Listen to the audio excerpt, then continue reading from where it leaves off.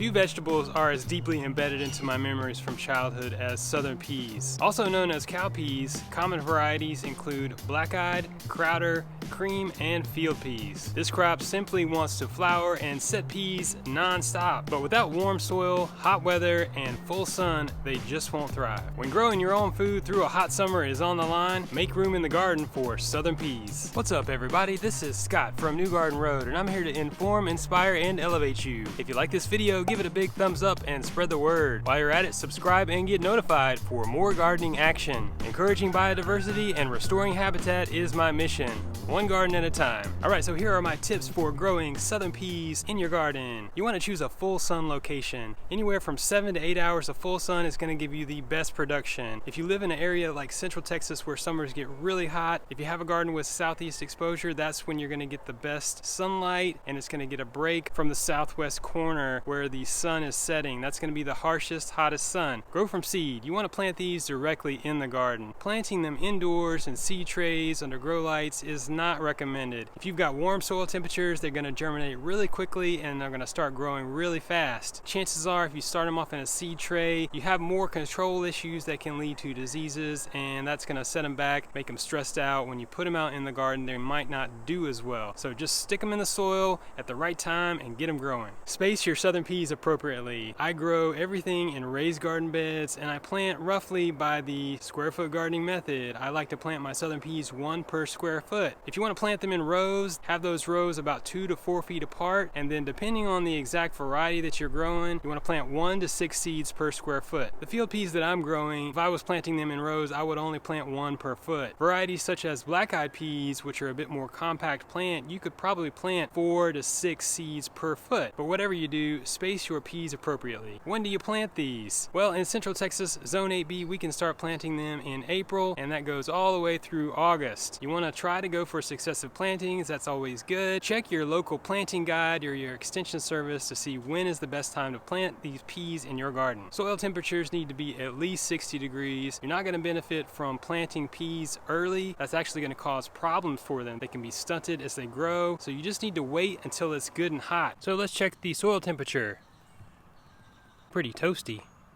Says it's about 80, so 60 degrees is a minimum soil temperature. If it's 75 to 80, even better. So how much water do southern peas need? Well, these are really resilient and they can grow in some of the toughest conditions. They don't actually need a whole lot of irrigation, but if you do want to provide irrigation to them, and I recommend it, especially if you got an urban garden and you want to grow as much food as possible, you want to water them with a drip irrigation system or a soaker hose. Slow and low, that's the way to water them. You want to go for deeper soakings over longer periods of time. You don't want to get the leaves wet. That will always produce conditions that are more conducive to fungal growth and diseases. Likewise, if you get water droplets on the leaves and you have a lot of strong sun, that's going to act like a magnifying glass and it's going to burn them. What about fertilization? Well, here's where you're off the hook. Fertilization is not required for growing southern peas. They have the ability to produce their own nitrogen on their roots. They'll make little nodules of nitrogen. That's part of what makes them such a great cover crop. They can really add some nutrients to the soil. I do think it's important to prepare your planting bed with some aged compost. That can go really well. It can feed the soil. Feeding the soil is always good. And when you're adding compost, you're not adding a high degree of nutrients. So you're not going to do anything that's going to upset the balance or go to waste. Let's talk about some of the common pests for these southern peas. Aphids can be a big problem. You want to check underside of the leaves very regularly, particularly if you see any yellowing. That can be a red flag that you probably got something under there sucking on those plants. So turn those leaves over gently and see what you've got. If you need to, you can treat those with some insecticidal soap.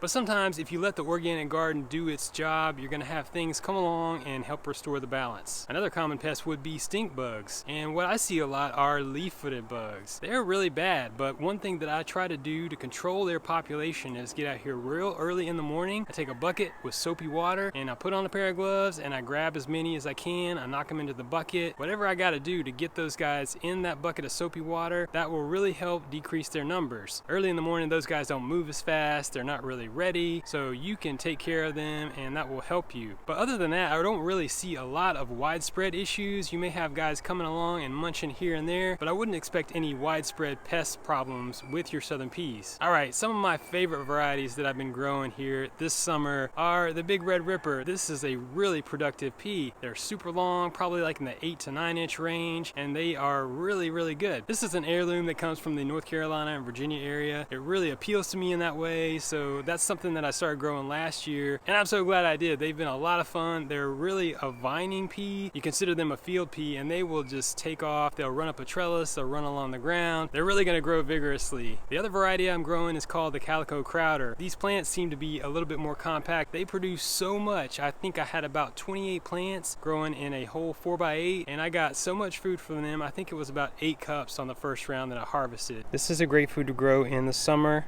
Really continues to produce. Let's talk about when to harvest. You're going to need to get to know your peas and also finding the sweet spot for you. One thing that I look for is when they turn a little bit yellow. That's going to be a good indicator that I need to take a close look. I don't want these shells to dry out completely because I like to harvest them for fresh peas. These will need to be shelled and cooked. At this point, they don't have to be soaked. They're just ready to cook. You want to do that as soon as possible. You can see how productive they are. But when they start to turn yellow, you get a little bit of separation from the shell and the pea, and that makes them easier to harvest. And typically, in the case of the Big Red Rippers, they're starting to show a little bit of color, starting to turn a little bit pink. Same thing goes for those Calico Crowders. I like to see them turn from a green to a yellow color. They're going to start to dry out rapidly at that point, but the thing that you want to keep your eye on is the finish for that pea shell. If it's got a little bit of a shine to it, you're still in good shape. As soon as it turns to be a matte finish, then you know they're getting past that point of a fresh pea stage. But like I said, trial and error, get your hands in there, test them out. You're gonna have plenty, and that'll give you a great opportunity to get the hang of it. All right, let's talk about saving seeds. One of my favorite subjects this year. You can save seeds from your peas. They're self-pollinated. You just want to let them dry all the way on the vines, and then you harvest them and let them dry a little bit further, probably a couple weeks. At that point, you can put them in a big bag and crush the shells. Then you'll have to separate the peas. Alright, so I just went into my pea patch and harvested a bunch of dried pods. These are the Big Red Ripper. I'm going to let them continue to dry in the pod for a couple of weeks at least, and then I'll shell them, and they can be soaked and cooked at that point, or you could save them for seeds next year, which is a lot of what I do, and I'll share a bunch of these seeds. But that's what they look like. They're really abundant. You always want to store them in an airtight container. If you want to put them in the freezer, that's great. You can put them in an envelope in a glass jar, put a few grains of rice in the bottom of that jar. That will help absorb some of the moisture, and you'll have some peas to plant next year. Chances are you'll have some peas to share, and that's a great thing to do as well. One issue that you want to take into consideration when you're saving your seeds is seed-borne diseases. You want to look out for this, and it starts with vigilance in the garden. Are you having fungal issues, disease issues? You want to be aware of that, practice good garden hygiene, and only save seeds from healthy plants. All right, so one more remark regarding spacing your seeds. If you don't have a lot of space in your garden, consider growing your peas on a trellis. I'm talking about Jack and the Beanstalk. This is a new trellis design that I've tried out this year. I've really been happy with it. It's comprised of 4 U-posts, 4 8-foot bamboo secured with a bunch of zip ties, and 2 4x8 pieces of galvanized fencing bent at a 90-degree angle. It's something that I'll be able to deconstruct and store easily, and it's had a lot of stability. There's 32 square feet of growing space, and it's produced a lot of food, flowers, and it's been a great structure in the garden. Now, if you build a really tall trellis, just keep in mind that you're going to need a ladder or a step ladder or something to get up there and harvest. So I always recommend only making the trellis as tall as you can reach. That'll make it easier and more convenient for you to grow this in your garden. I grew up in North Carolina, and during the summer we would visit our family in Louisiana. It was a long, hot drive, and those are experiences that I will never forget. Somebody was always shelling peas down there during the summer. I didn't take much interest at the time, but there was something to it. This is a vegetable that can feed your whole family. Get the lead out. Okay, why are you trying to do this to yourself? Are we doing it? Is the camera hot? I need some water. Now check out some of these other awesome gardening videos on my channel. You can grow your own food. Keep it organic.